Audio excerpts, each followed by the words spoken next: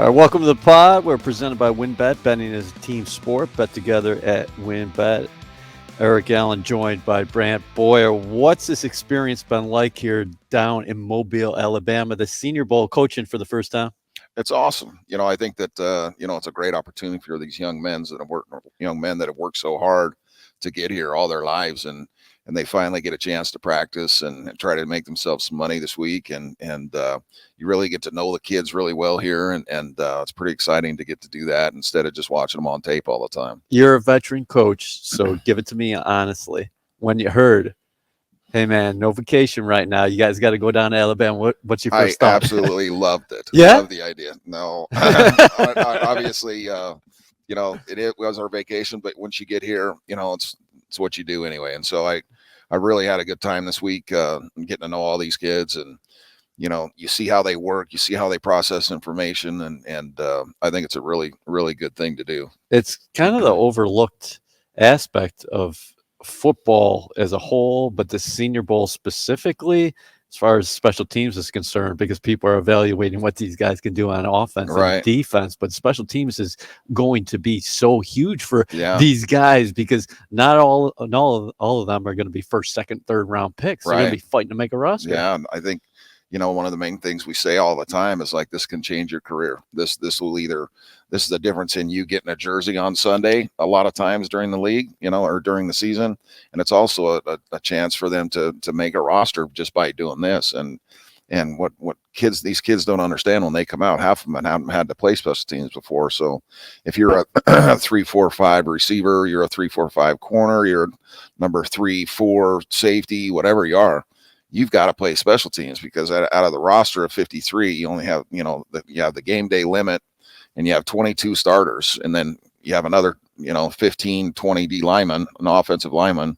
So you're the only guys that can do it. And so, if you're going to buy into the team and be here and everything like that, that limited roster is 10 to 15 guys that have to do everything. So I got to imagine some of these reps are rough, because these guys haven't been asked to do it like you're talking about. Absolutely. It's like a bunch of baby deer out there. It really is, trying to teach, because a lot of these guys, you feel kind of bad for them, to be honest with you, because they've never been on a punt. Half these guys never, and if they have been on punt in college, usually they use the shield, and so they can just take off and not have to block anybody and stuff. So there's a lot of teaching this week. And then hopefully they put their best foot forward, but it's more, every scheme's really easy, and that you install, and you just let these kids play. Do they get it though? Because I was talking to Brick about it, as far as they're trained, as far as what's coming up, so prepared by the agents and things like that. But when they come in that special teams room and they hear from you guys, do they get it? Do they know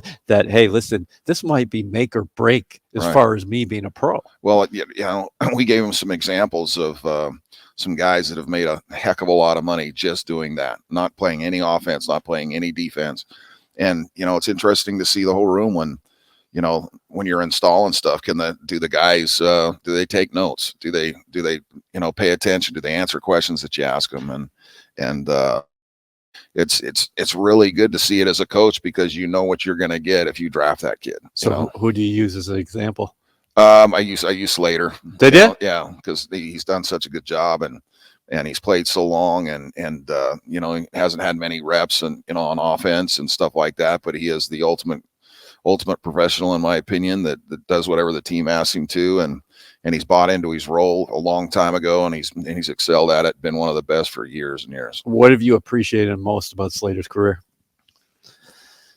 His availability, I think, and his consistent, high effort, plays hard every single down, which I love guys like that. I have a lot of respect for that kid. Is he a guy that you're always showing game week, as far as that's where you're starting to tape with? I mean, the first thing you do is, after you install your stuff, here's their guys we got to stop. Here's their 4 or 5 guys that if we don't get these guys blocked, we have no chance. So, he's been a consummate pro, like I said, and plays the game how it should be played. We had the mic on Leon Washington yesterday. He was bringing the juice, and I know you love that. What's it been like working with Leon? It's awesome. He's done a really nice job working with these returners and everything, and it's interesting to see him on tape, or to see him install and everything like that. I think that there's a lot to be said about him being able to do this and stuff like that. And I think he's done a great job. I think that he was a little nervous at first, Yeah. but the more he's gotten better every day doing it.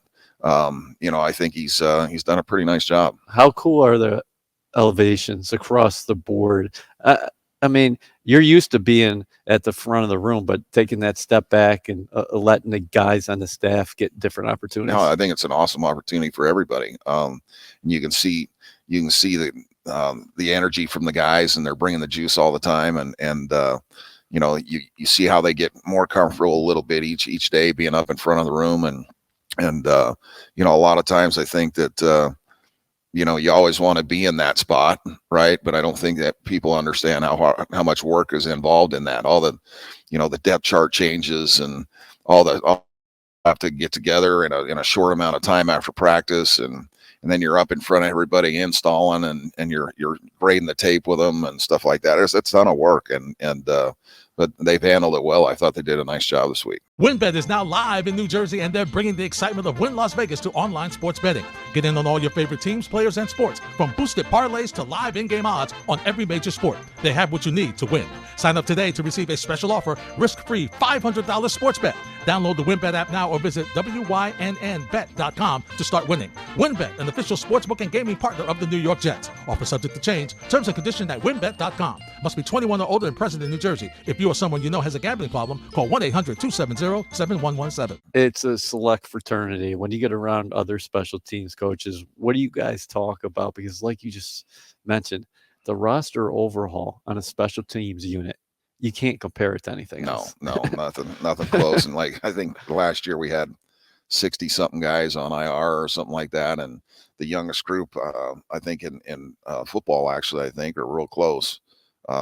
The overhaul and the change every year, the change week to week, and you're at the mercy of the roster when you have a bunch of injuries and everything like that. I was very fortunate that the guys paid attention, they listened, and they busted their butt for us, and they had a pretty decent year. There's a lot of things we'd like to improve, but just need to continue to get better. You said they had a pretty decent year. No matter how you measure it, I think everybody would agree with that.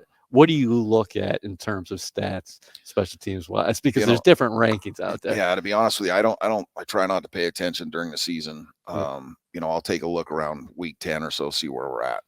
And then I start putting challenges out there for them, trying to get them to understand, hey, this is our goal after these next 2 or 3 games. This is where we need to be.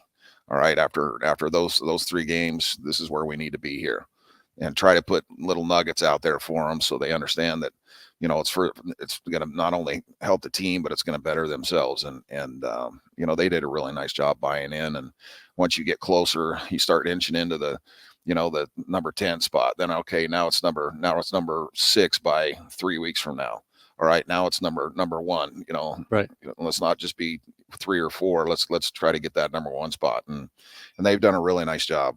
They played their butts off, and I was really proud of the group. So, there's so many things we can get better at, but we got to eliminate the penalties and the mistakes. But had a really young crew, like I said, and I was excited about where we were at the end of the year, and a lot of things we needed some improvement on as well. What can you point to as far as Braxton Berrios' development over his time here? And you guys had the best return group in the NFL. If you combine kickoff and punt returns, I don't think anybody was on your level. Right. He's done a fantastic job, and it's good to see the maturation process of what he's done. And what's good about him is he doesn't put the ball on the ground. He makes great decisions. He works at it. He listens to the tracks you're asking him to run. I think he's just taken a little step, gotten better and better and better. And since Andre Roberts left, and yep. You can see how he's gotten better. And we've even had kick return guys, a bunch of kick return guys in there, and where he wasn't the kick return guy, and all of a sudden he gets his chance at kick return and takes full advantage of it. And that's just the kind of kid he is. He's a real hard worker. He's smart as heck, and and he does a great job. I wanted to ask you about that because we knew he was a good punt returner. How was he able to take this next steps as far as a kick returner is concerned? Because not every guy can do both, as you know better than anybody. Yeah. And, there's guys that don't want that smoke, if you know what I mean. They don't want to run up in there full speed, and that's what I'm asking them to do. And a lot of guys will patter their feet. A lot of them will go outside when it's an inside return just to avoid the hits and stuff like that. He doesn't do that. And those are the kinds of returners that I like, and you look for the guys that hit it 100 miles an hour, and they can set up the blocks, and that returner has to be the best blocker we've got. And what I mean by that is he's got to set up everybody's block so it all works together. When he sets it up, he makes the blocks easy for them. They execute the block, and you usually get good returns when you do. And we'll have to see what happens this offseason. NFL is a business. We know that. Barrios could become free agent in March. We know that. Who were your core guys this year in your eyes? Because I know people are going to look at the stats, but as far as here are my core guys that I'm using, because you got 4 different groups out there. Yeah. It's you got Hardy, obviously, Delshon Phillips. That whole tight end room really saved our butts this year. Yeah. With all the injuries and stuff like that. All the guys were, they're smart. You can put them anywhere.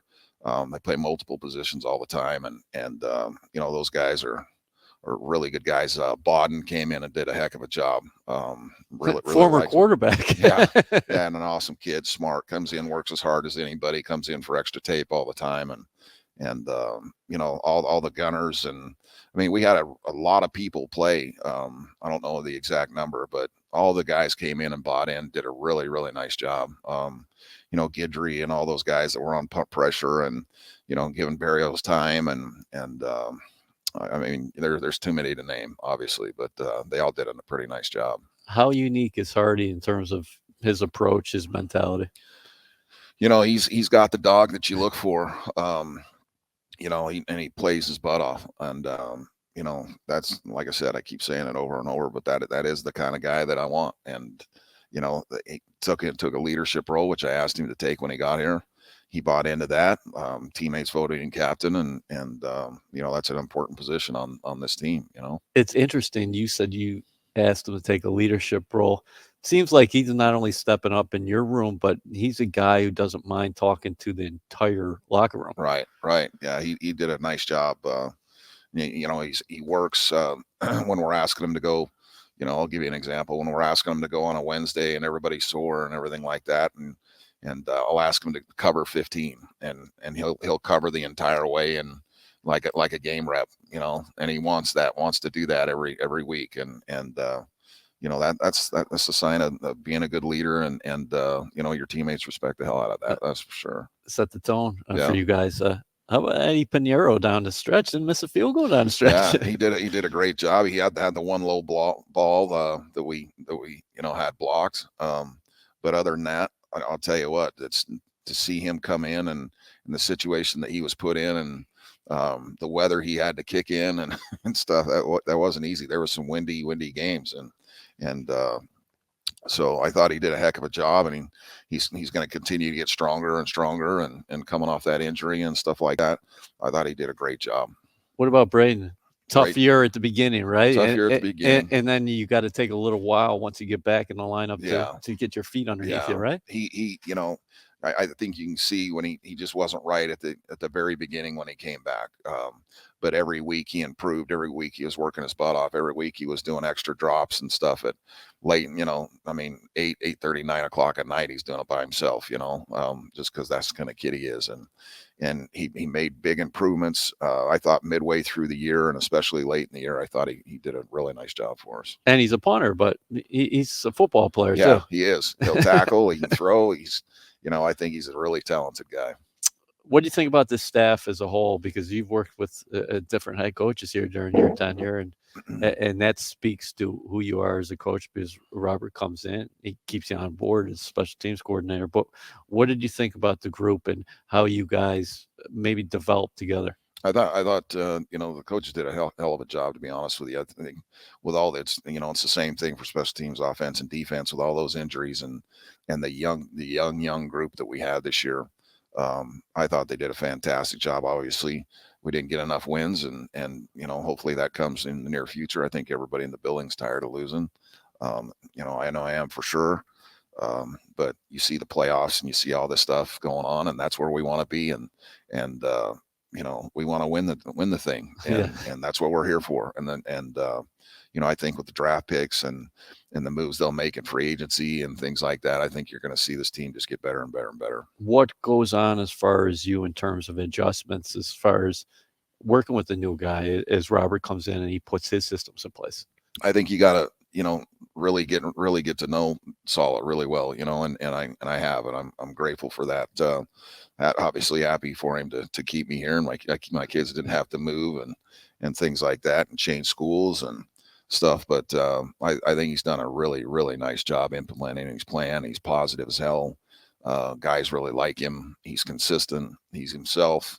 Doesn't try to be anybody who he's not, and I think the players gravitate to that. I really do. I think he's done a nice job. Yeah, you say the players gravitate towards that, and you obviously have guys who connect with you and absorb your information. But what's he like as far as getting in there in front of the team and sending his messages out? He's awesome, positive all the time, always positive enforcement.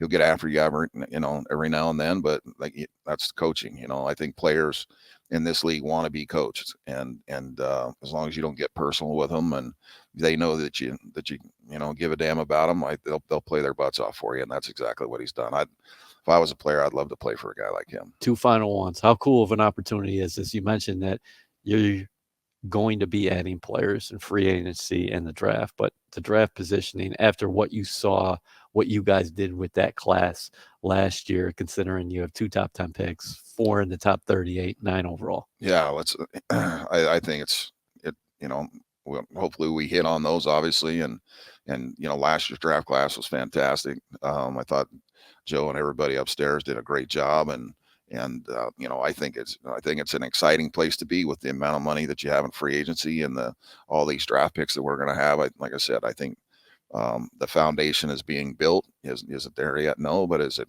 on its way? I think so. I really think this team's getting better and better, and this will be a big offseason for sure. Where are you going hunting and fishing coming up, and are you going to take us this time? I actually, you guys are more than welcome anytime. I actually went home, took my family skiing for the first day when I went back to Utah. Back home, and so then my wife and kids had to come back for school, so I had about 10, 12 days by myself there, where I slept for about 4 days in a row, and then I snowmobiled a couple of days, and I fly fished in freezing cold weather up in Idaho one day. So but what do you got coming up though? I know you got some good trips planned. I think Yeah.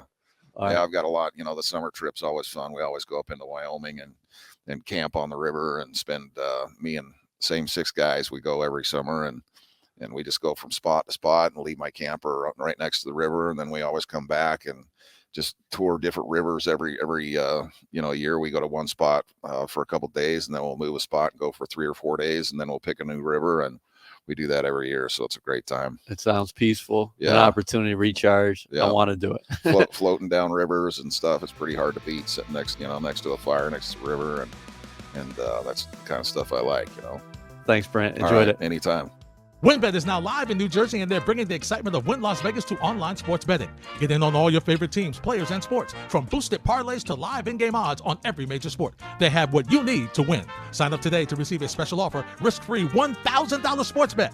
Download the WynnBET app now or visit wynnbet.com to start winning. WynnBET, an official sportsbook and gaming partner of the New York Jets. Offer subject to change. Terms and conditions at wynnbet.com. Must be 21 or older and present in New Jersey. If you or someone you know has a gambling problem, call 1-800-270-7117.